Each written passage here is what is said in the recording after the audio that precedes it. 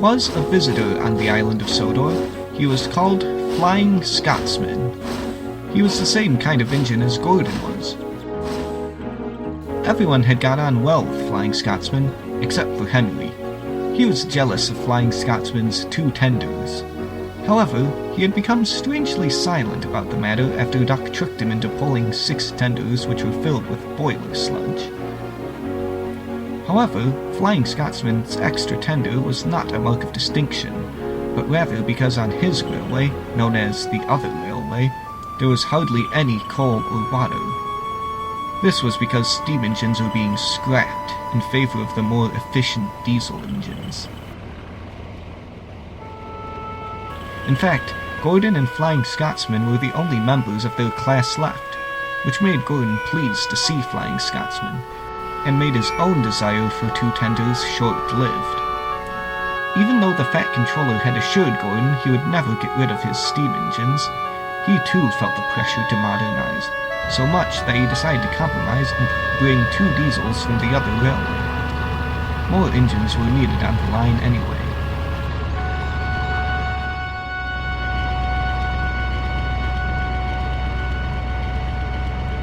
The 2 diesels surveyed the shed. "It's time, 7101, said one, that we took over this railway." "Shh, 199? It's their railway after all." "Not for long," persisted 199. "Our controller says steam engines spoil our image." "Of course we do," snapped Duck. "We show what frauds you are. Call yourselves engines. If anything happens, you care nothing for your train. You just moan for a fitter. We bring it home, if only on 1 cylinder. Nothing, boasted 199, ever happens to us. We are reliable." Vulgar noises greeted us. "How rude," said 199. "You asked for it," growled 7101. "Now shut up!"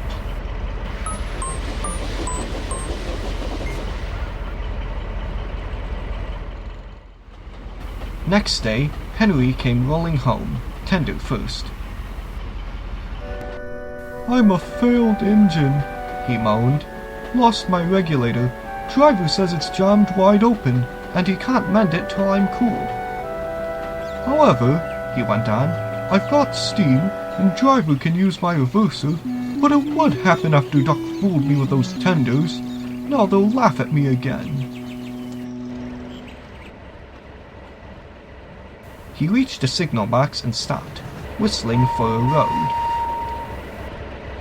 Opposite the box, on the upline, stood Diesel 199 with a train of oil tankers. "Worse and worse," thought Henry. "Now old Reliable will laugh at me too." The signalman came out. "For pity's sake, take this spam cam away. It's failed. The Limited is behind, and all he does is wail for a fitter." "Spam can!" fumed 199. "Stow it!" snapped the signalman. "Or I'll take my tin opener to you. Now then." 199 subsided at this dreadful threat, and Henry pushed the train out of the way. The diesel didn't help. He just sulked. The Limited rushed by with a growl and a roar. Henry gave a chuckle. "Look, Spam Can," he said. "There's your little pal." The diesel said nothing. He hoped 7101 hadn't noticed. 7101 hadn't noticed. He had troubles of his own. He was cross with his coaches. They seemed to be getting heavier and heavier. He roared at them, but it did no good. Engines have a pump called an ejector, which draws air out of the engine's brake pipes to keep the brakes off. If it fails, air leaks in and the brakes come on, gently at first, then harder and harder. 7101's ejector had failed. The brakes were already leaking on while he passed Henry. He struggled on for half a mile before being brought to a stand, growling furiously, unable to move a wheel. "Well, well, well. Did you hear what signalman said?" "I thought they'd be laughing at me," chuckled Henry. "Now the joke's on them." Moving 2 dead diesels and their trains? said his driver thoughtfully. "That's no joke for a failed engine. Do you think you can do it?" "I'll have a good try," said Henry with spirit. "Anyway, 7101's better than old Spam Can. He did try and shut him up last night." "Come on then," said his driver. "We mustn't keep the passengers waiting." "Get moving, you!" Henry puffed the sulky diesel into motion and started the rescue.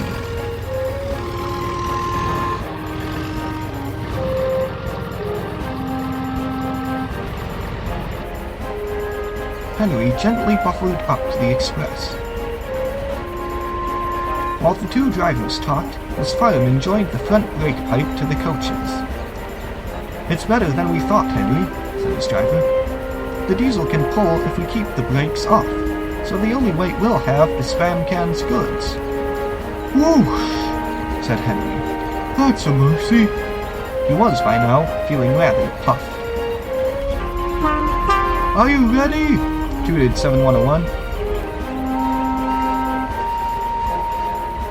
"Yes, I am," whistled Henry. So, with 7101 growling in front and Henry gamely puffing in the middle, the long cavalcade set out for the next big station.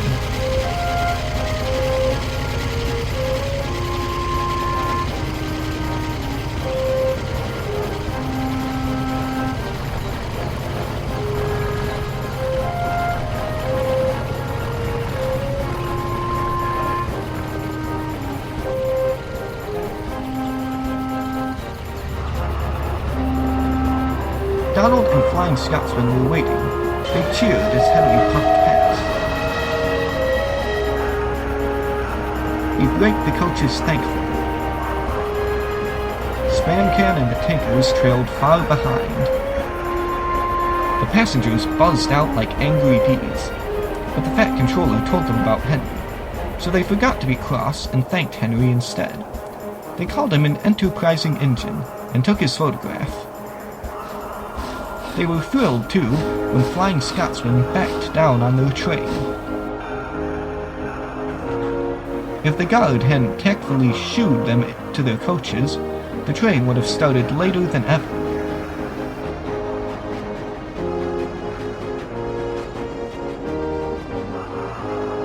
Donald took the goods.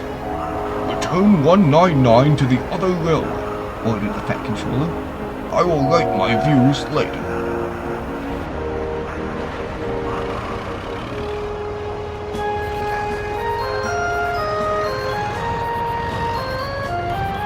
Henry and 7101 went away together. "I'm sorry about last night," ventured the diesel. "That's all right. You did shut old Reliable up."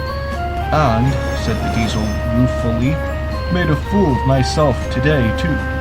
"Rubbish! A failed ejector might happen to anyone. I'd lost my regulator." "You? Failed?" exclaimed the diesel. "And yet?" His voice trailed away in admiration. "Well," said Henry, "emergency, you know. Trains must get through." 7101 said no more. He had a lot to think about.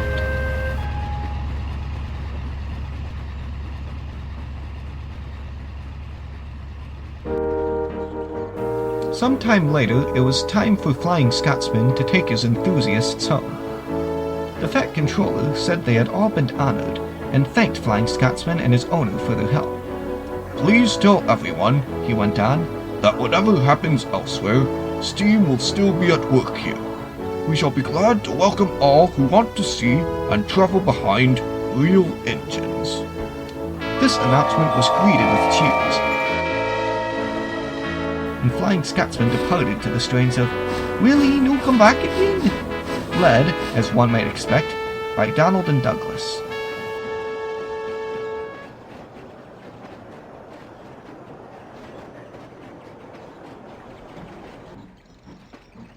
Later that day, the engines were at the sheds when the Fat Controller came by with news. "I am giving 7101 another chance."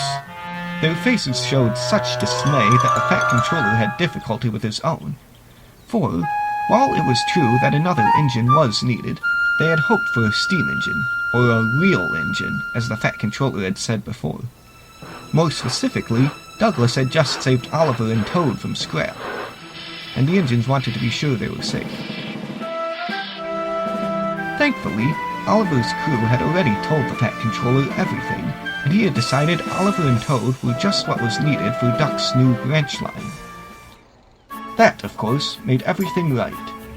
Henry spoke a good word for 7101, and the others gave him a welcome. He had good manners for a start, so Henry didn't find it hard to teach him our ways. 7101 finds him different from those of the other railway, but much more interesting. He is now quite a useful engine.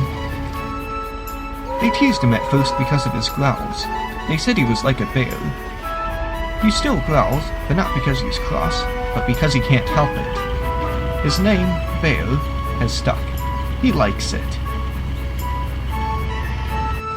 It's nicer than just a number, he says.